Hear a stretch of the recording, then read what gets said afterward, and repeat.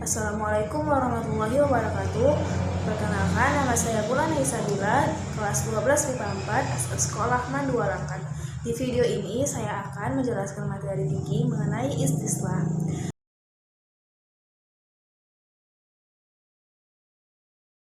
Pengertian istislah secara bahasa adalah sesuatu yang bermanfaat, sedangkan menurut istilah usul fikih, istislah adalah penetapan hukum berdasarkan pertimbangan manfaat dan menolak kemudaratan dalam rangka memelihara tujuan syariat.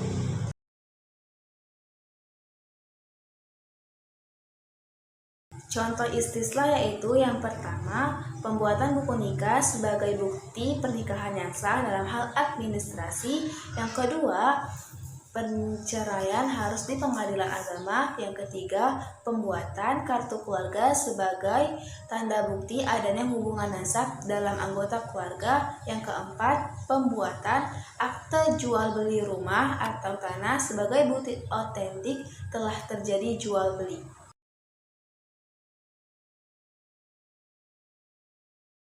Dilihat dari kebutuhan dan kepentingannya, maslahah terbagi menjadi 3. Yang pertama, maslahah daruriyah, yaitu kemaslahatan yang berhubungan dengan kebutuhan asasi manusia, yaitu pemeliharaan agama, akal, pernikahan, harta, dan jiwa, seperti hukum pemotongan tangan, qisas, pernikahan, dan larangan mengonsumsi yang memabukkan.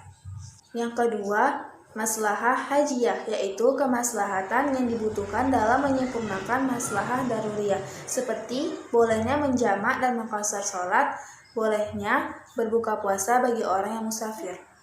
Yang ketiga, maslahah tasniyah, yaitu kemaslahatan yang sifatnya pelengkap, seperti diperbolehkannya memakai wewangian dan pakaian yang bagus. Berdasarkan cakupannya, maslahah dibagi menjadi 2. Yang pertama, maslahah ammah, yaitu kemaslahatan yang menyangkut kepentingan umum, seperti bolehnya membunuh para penyebar ajaran-ajaran sesat. Yang kedua, maslahah khassah, yaitu kemaslahatan yang menyangkut kepentingan pribadi, seperti keputusan hakim oleh sidang pernikahan apabila suaminya hilang.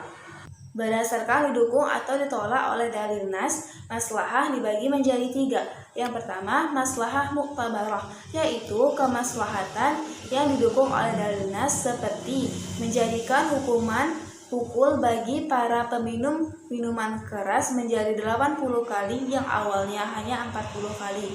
Yang kedua, maslahah mulghah, yaitu kemaslahatan yang ditentang oleh dalil nas, seperti legilisasi minuman keras dan legilisasi pernikahan sesama jenis. Yang ketiga, maslahah mursalah, yaitu kemaslahatan yang tidak ditemukan dalil nas yang khusus yang menyuruhnya dan yang menentangnya, seperti pembuatan KTP, pembuatan kartu keluarga, dan pembuatan surat nikah.